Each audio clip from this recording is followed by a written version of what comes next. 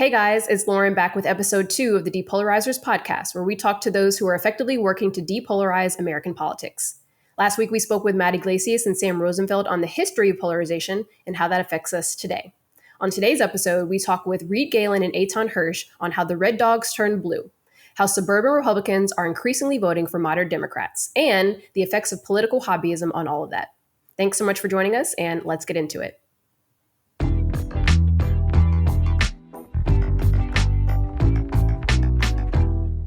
Eitan Hersh is a professor of political science at Tufts University.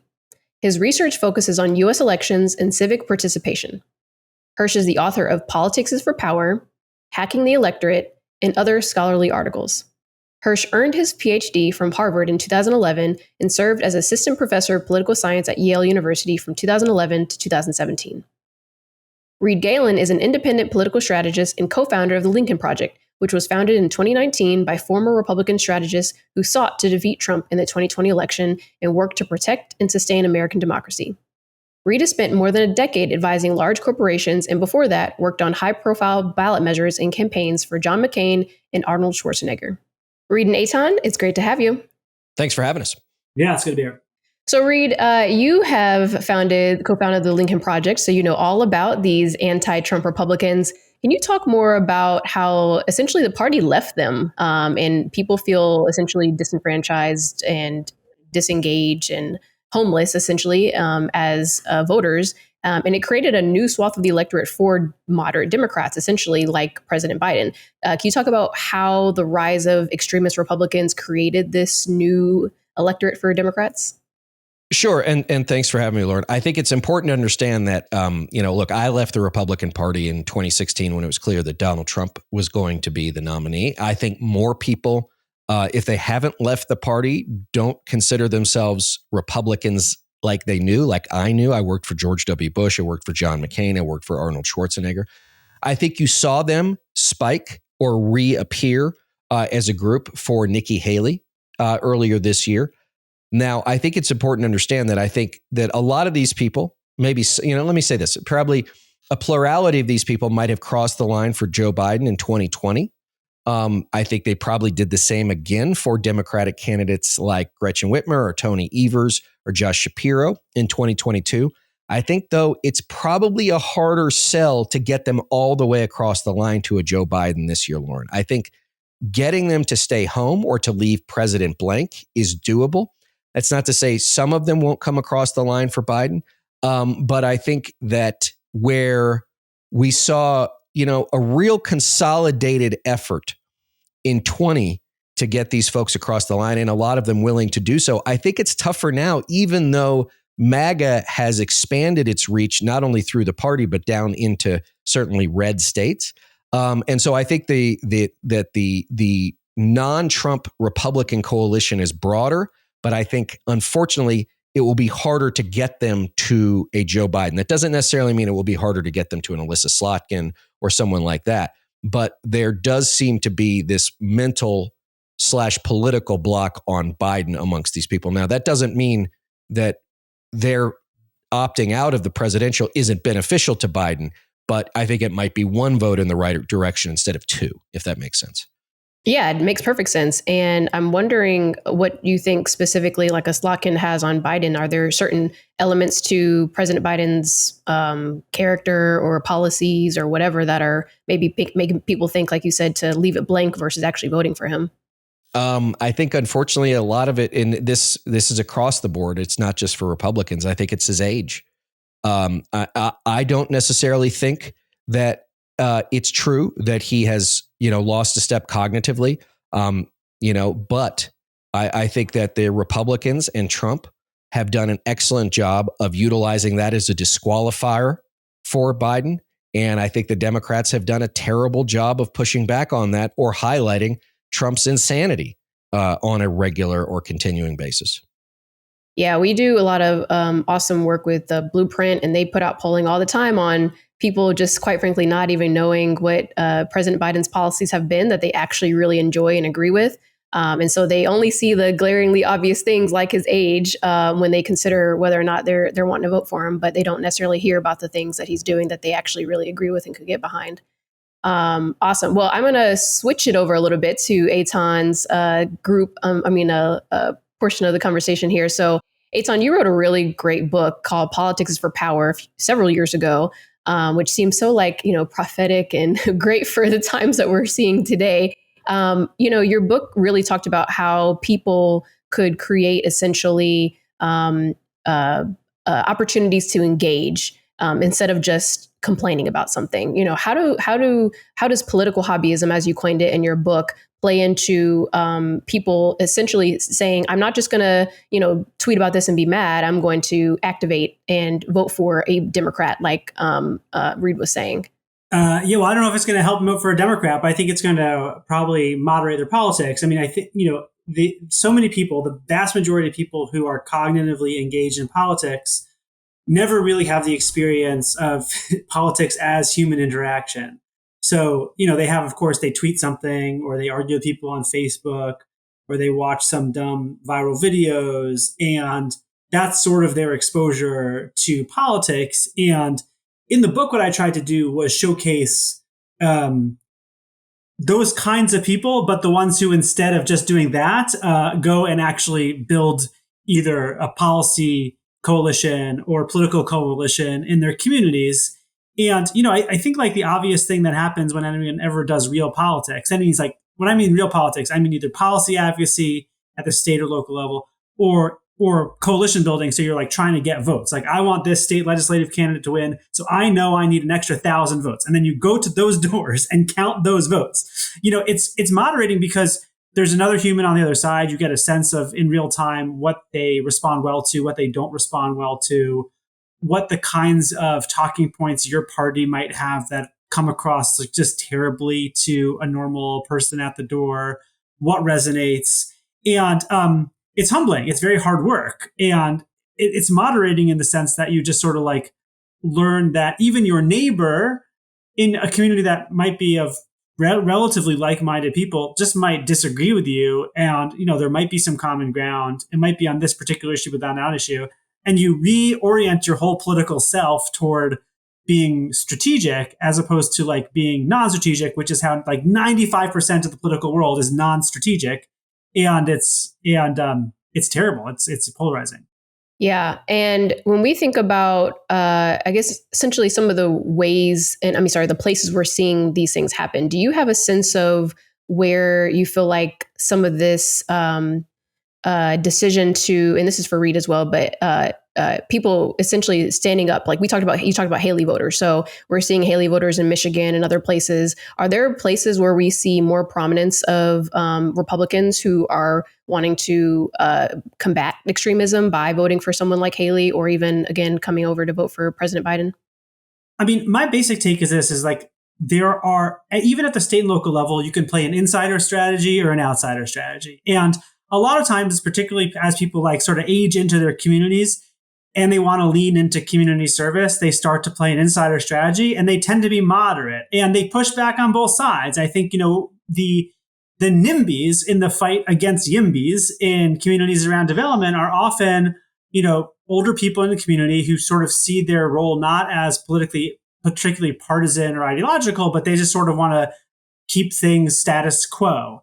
And you see them pushing back against both sides. But there's also this up and down of an outsider strategy in local communities where you see essentially, the Tea Party giving way to the resistance people, giving way to the MAGA people, and eventually if Trump wins, they'll go back to the to the resistance people.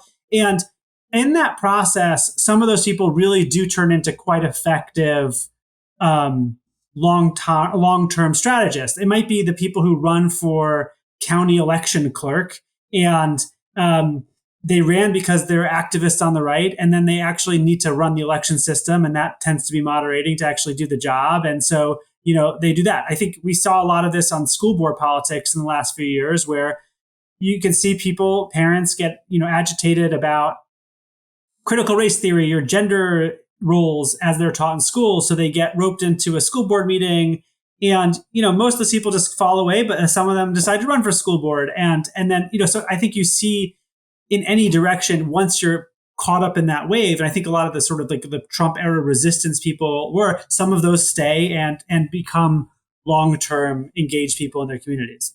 Yeah, but do you think we're seeing enough moderate people wanting to step up to combat some of the extremism? Like, I don't know, like Reed, you've been in politics for a while and have done lots of campaigns. Like, do you find that we're seeing people who are willing to moderate the electorate, whether it's a school board or a federal office, more often now?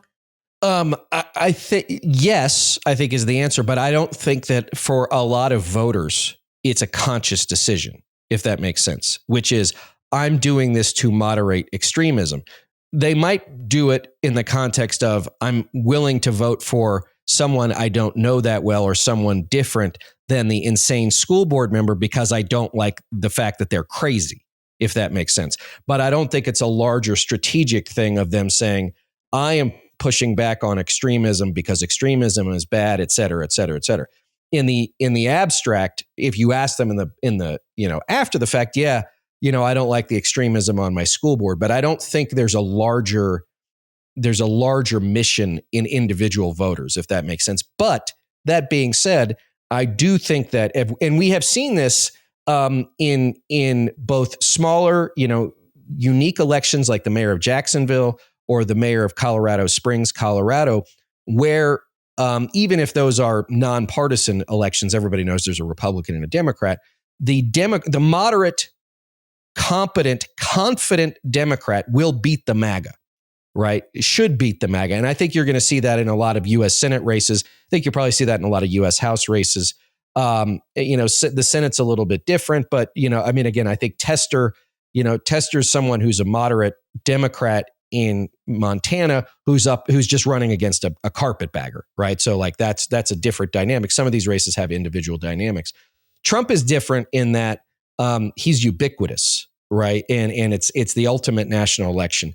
So I think that combating extremism is, I don't even know what the right word is for it. Eitan is the professor. He probably has the dictionary definition for it. So I don't think that it's necessarily motivating to say you have to combat extremism, right? I think it's more of, does this person represent how you see the world, and do you want that person or not? And I think that amongst Republicans, right, this fight against whatever MAGA is won't really begin until and unless Trump is gone. And then it will be quite a fight, right? It's not like MAGA has seeped in, its poison has seeped in deep into a lot of places. It's not going away, because Trump has gone away, but it doesn't start, from my perspective anyway, until and unless he's defeated. Yeah, sorry, I didn't want to interrupt Eitan if you wanted to add anything. So in thinking about going back to the conversation about beating extremists, we talked before about how the future of polarization, and even to your point, Reed, like the future of MAGA, what is the role of someone who is willing to be a depolarizer, lean into their communities, run on issues that really are affecting people's day-to-day lives? What is that impact on the future of polarization? Like, do you think that we'll see less polarization in the future? I know you said that Reed, just now, that Trump winning or losing will have a lot to do with it, but I'm just curious to the both of y'all. What do you think that will look like in the future if we do continue to do this? I mean, look, I think that there is a story going on under the surface, which is at the state level. In many states, we do see moderation. Having to balance budgets at a state level has that effect. But I think that there's just a widespread problem that each party doesn't do a good job policing its extremists. And so, if you think about the Democrats right now as an example, they unfortunately have gone down the path of basically like they thought that calling everyone a MAGA Republican is a winner. So there are many people who basically think all Republicans are MAGA Republicans. They think that anyone winning who is a MAGA Republican is a existential threat to democracy. And they're totally blind to examples on the Democratic side that they would just be like mortified if they happened on the Republican side. So just like a couple of quick examples. Stacey Abrams on her own election stuff in Georgia, which the Washington Post has very clearly defined as essentially as election denial. Like, she should not be welcome in the company of people who are really caring about the transition of power and fair and free elections. Another example, what Biden has done after the Supreme Court decision related to the college forgiveness.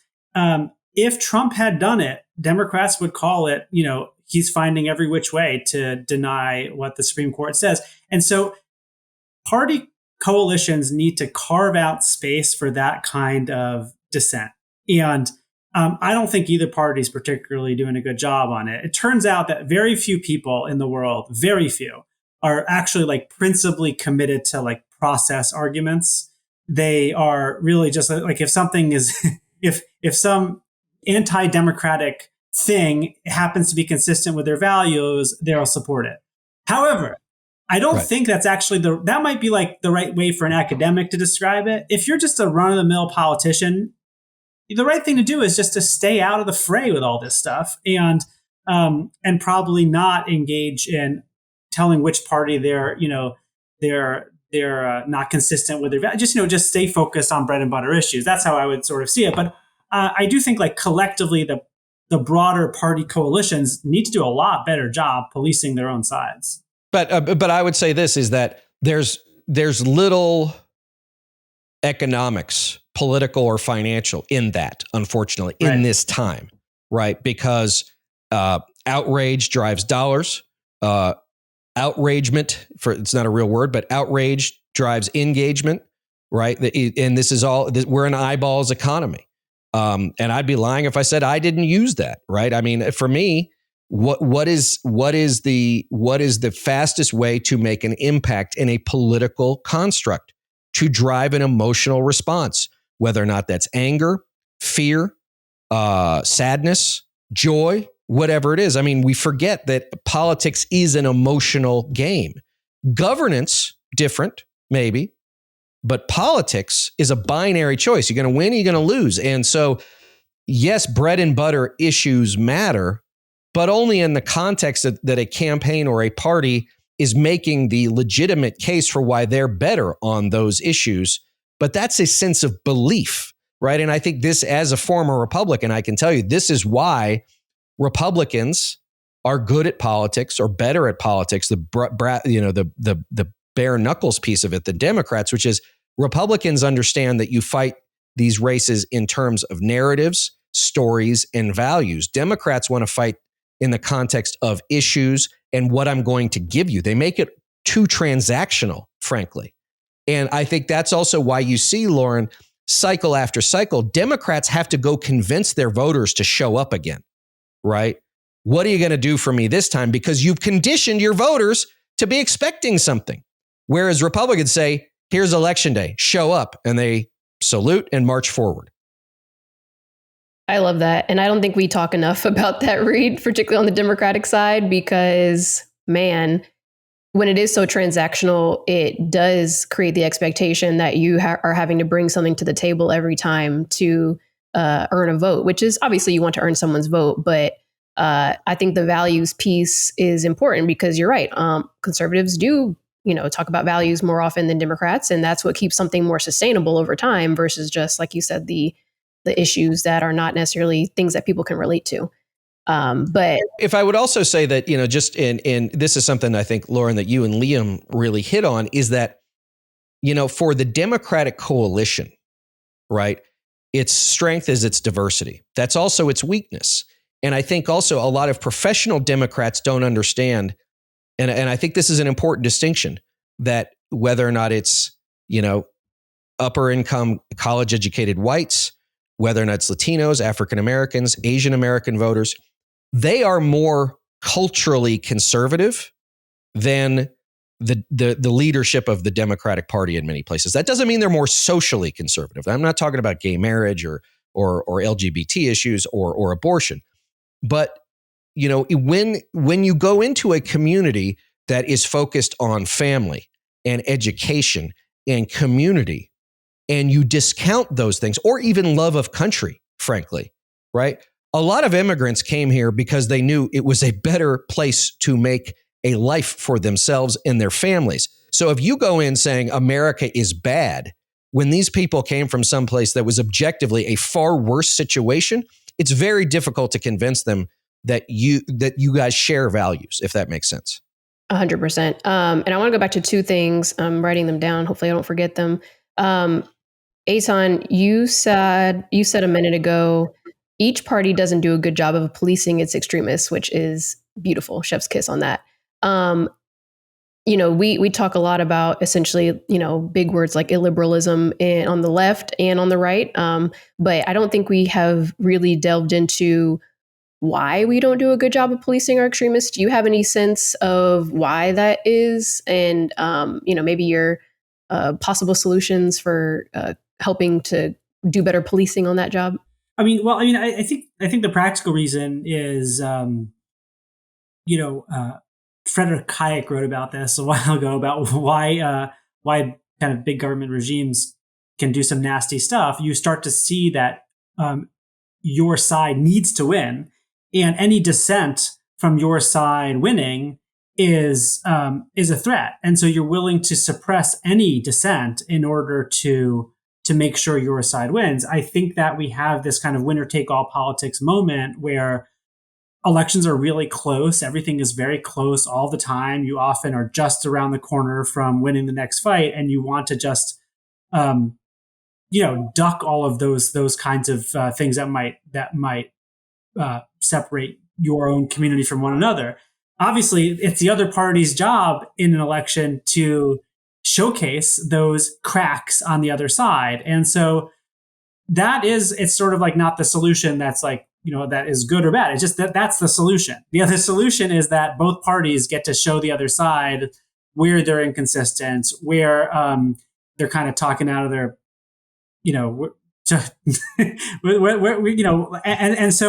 and both parties do that, right? You can be in a Republican or conservative media environment and just be provided with example after example of when the Democrats are inconsistent with their own values, where they they said one thing and then they say the other thing. And of course, if you're in a democratic liberal ecosystem, it's the opposite. And we, like in a democracy, rely on the voters to suss out which party is the more reasonable one and more consistent with their values. But that's sort of how it plays out.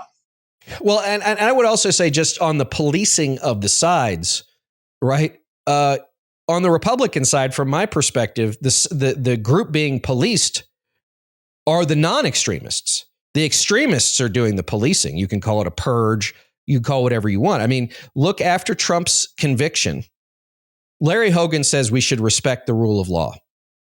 5 minutes later, Trump's campaign manager, a guy named Chris LaCivita, said, your campaign is over, right? That's the policing action right there. Larry Hogan was the normal one. LaCivita was the extremist, and he was taking the police action against someone who was otherwise being normal. And do you think, to even again, go back to your book, Eitan, do you think this pot of extremists on both sides cultivated by political hobbyism, do you think that has created this ecosystem where the extremists are doing the policing, like Reed said? I guess it's a combination of factors, but I think that what we know in political science is that extremists usually lose, right? In a close race, and this just comes off exactly what Reed said. I mean, when there's a race between some far right, or far left candidate and a moderate of the other party, the moderate wins most of the time, way more often than the extremist wins. So that's what voters want. I think that the fact that the parties are so nationalized, that most Americans' views of politics is so focused on national politics, creates this sort of caricature of everyone's opponents, so that the MAGA Republican, so-called, the enemy that they are seeing is someone who truly does have very, very inconsistent values from them. They're paying attention to people on the far left in cities that are going to give Democrats, 80% of the vote or whatever. And same thing for Democrats. They're seeing the Republicans as evil. I mean, there's a little study I did in the book about Red Sox and Yankee fans and Democrats and Republicans. And I asked, do you think Democrats, you'd be upset if your kid married a Republican? And do you think Red Sox fans, you'd be upset married a Yankee fan? And, basically it's the same rate of people saying yes to those questions. And what's going on there, like, why would be a third of Democrats say they'd be upset if their kid married a Republican?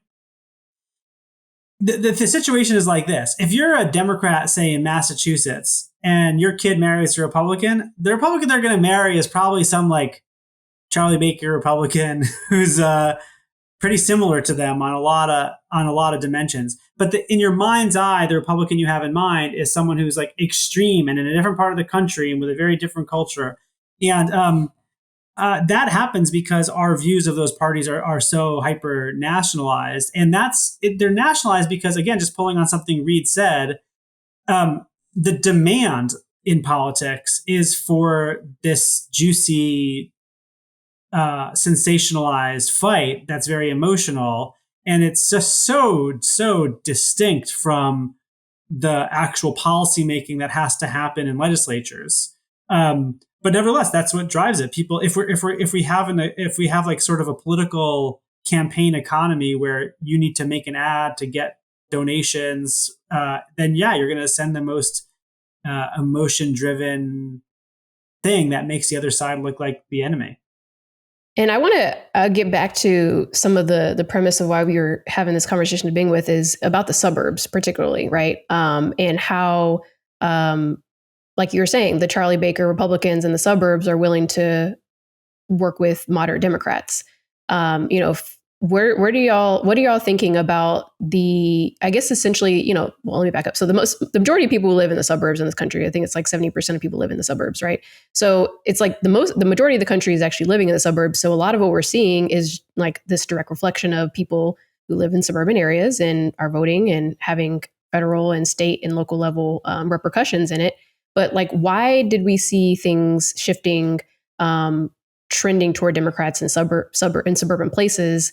Particularly as we look at extremisms explicitly. Well, I hate to say this, but I think that it's probably borne out by data that you all both have, is that if you live in the suburbs, you probably tend to be educated. You probably tend to be upper income. And as we've seen, as those two trend lines go up, there tends to be a diminishment in extremism, political extremism, because frankly, the system has worked for you, right? This is the smart America set. You're credentialed. You expect your kids to be credentialed, whether or not that's a good school district, whether or not it's a private school, whether or not that's a 4-year university. And so you have no real vested interest in massive upheaval economically, socially, culturally.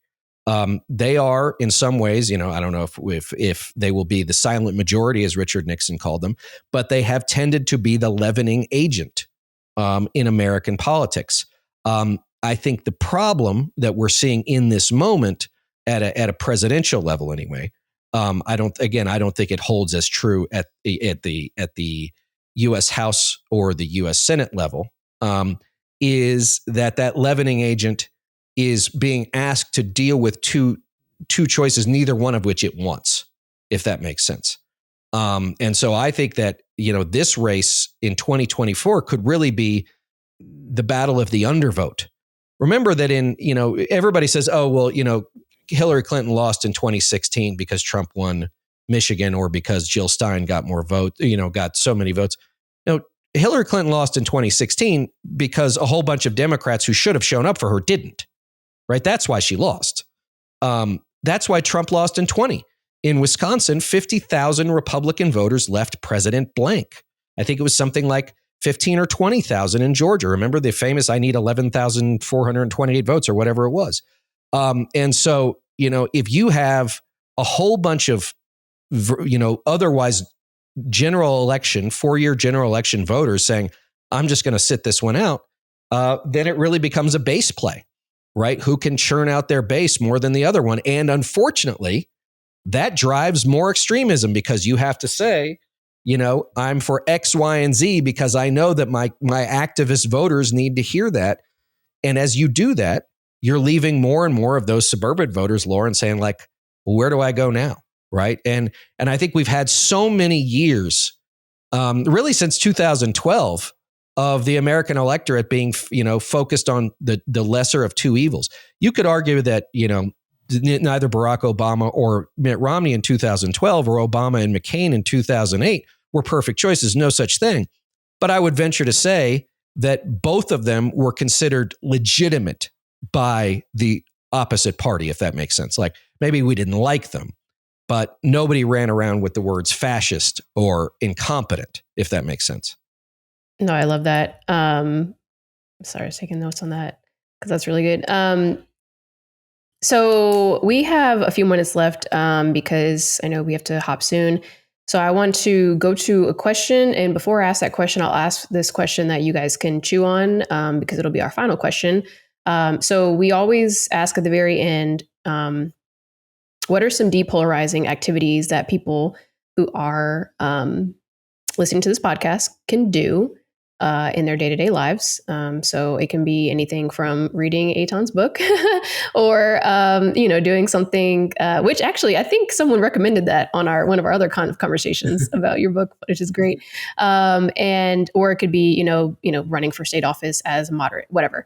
So maybe chew on that. So we were talking about the suburbs just now, and I'm curious what y'all's thoughts are as, the suburbs are increasingly becoming very diverse. Black, brown, Asian communities essentially are in the suburbs. It's not just white people in the suburbs.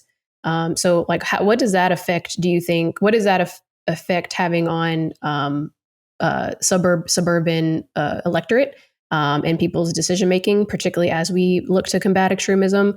And I guess, what are y'all's thoughts essentially on that element of it? Well, I mean, I guess I would say that I think that the kinds of issues that relate to families, to people being able to stay in healthy marriages, raising children, these are things that are not just like bread and butter issues. I think what we're seeing is increasing polarization even around these issues about, like, for example, like, what's the future of boys and men? This kind of research that's coming out that's saying, like, boys from basically birth are not in good shape relative to girls. And we need to have an agenda around that. Now, if the party's decision, like on the Democratic side, is to say, oh, well, our focus on gender stuff is just about getting, women having equal pay and women having equal parity in STEM fields, and it doesn't address this, boys, then you'll see a couple things happen, right? You'll see that, and this really does transcend racial categories, because you asked about diversity, because there's a lot of problems, particularly around boys in minority communities. And they are latching on to like some pretty extreme stuff on social media that is giving them an answer to the questions of how boys are going to be able to grow up into successful working men in this economy. And that stuff is really going to be bad news. So the question is, can a party come forward not just on like sort of the boring bread and butter stuff, but on questions about sex, gender roles, marriage, and family that is going to be like something that is of particular interest, I think, to folks who are trying to establish and maintain safe, healthy, family-oriented communities in suburbs.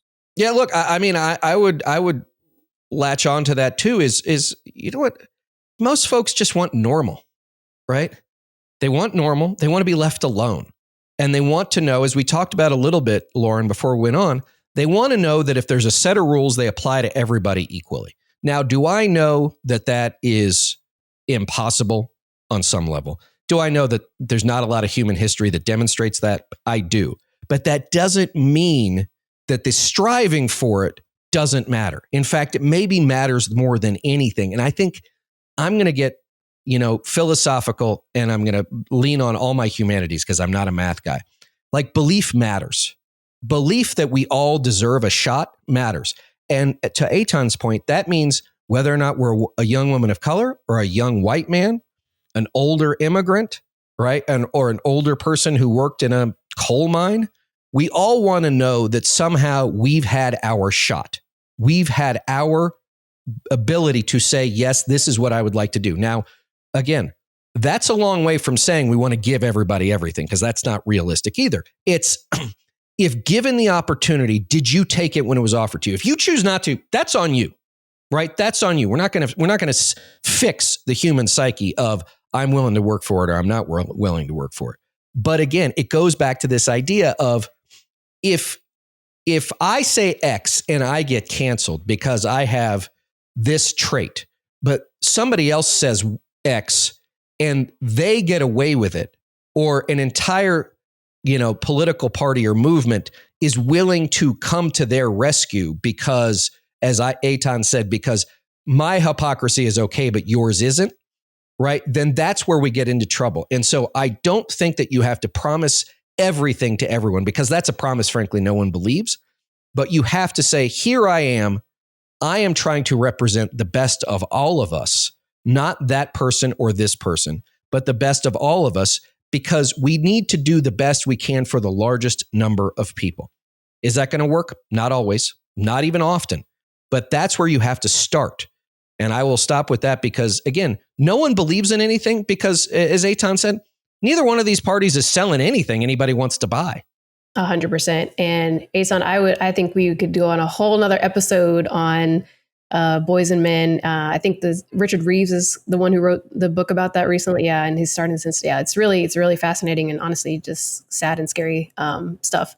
So ending on our positive note on things that our listeners can do, depolarizing activities. You had a really, really intriguing anecdote in your book, Eitan, this lady, I think it was Lisa was her name, of like essentially de-escalating this fight on the subway or whatever. And she was saying, I think I wrote it down. She said, I started feeling that if we're going to save our democracy, we all really need to do work and do hard things. So what are these hard things? What are these depolarizing activities that we can be doing in our day-to-day lives that are going to help us in this crazy town that we're going? Yeah. Okay. I mean, in this book I wrote, there's a bunch of stories of very inspiring people who are doing very, very ordinary things. And what makes them sort of like heroes in the book is that they're very good at getting 100 people to do something or 50 people to do something. That's hard. We need people that have heroes who like have that level of patience. Think about the person who's like the head of your condo board. Think about the person who's like on the, ritual committee of your church. Think about the person who is, maybe the on the school board. Like the kinds of politics that person has to do at the church, at the condo association, in the school board, those are people who we need to like elevate to be our heroes, because like they are getting things done and they're doing it because they have to build consensus because they're following the rules. And like, I think we just need to either do that stuff ourselves or at the very least understand that those are the people who sustain our democracy. Reed, what you got? Look, I would say this is, start at home, start in your local community, do things. Look, all of this stuff, politics is so downstream of all of these things, whether or not it's the school board, whether or not it's the PTA, whether or not it's, coaching a kid's team and demonstrating decency and leadership, right? I remember, coaching a softball team for my daughter and watching these are like, they're 11 or something, right? Maybe 10. And the parents in the crowd freaking out about something. And just looking at the kids, looking at the girls on the bench going, that's not how we're going to act. And if there were parents on our team saying, that's not how we're going to act either, right? You could disagree with a call or you can be upset about this. But the truth is that these kids are watching you. They're watching us. They want to see how we react. And if we react without any emotional regulation, right, then they're going to think that's the way I'm supposed to react to something I don't like or to something that doesn't go my way. And that's exactly the wrong thing. And I think that applies to, again, start at home, start in our communities. It's way too easy to just stare at our phones all day and sit in our houses and not know our neighbors and say, if it doesn't directly affect me, it's not my problem. Wrong. It's all our responsibility and it's all our problem. Amazing. Beautiful. Thank you guys so much. This was so great. Reed, Eitan, I am just so grateful that y'all are doing amazing work and giving us some heroes to look up to. So thank you for all you're doing. Thank you. Thanks, Lauren.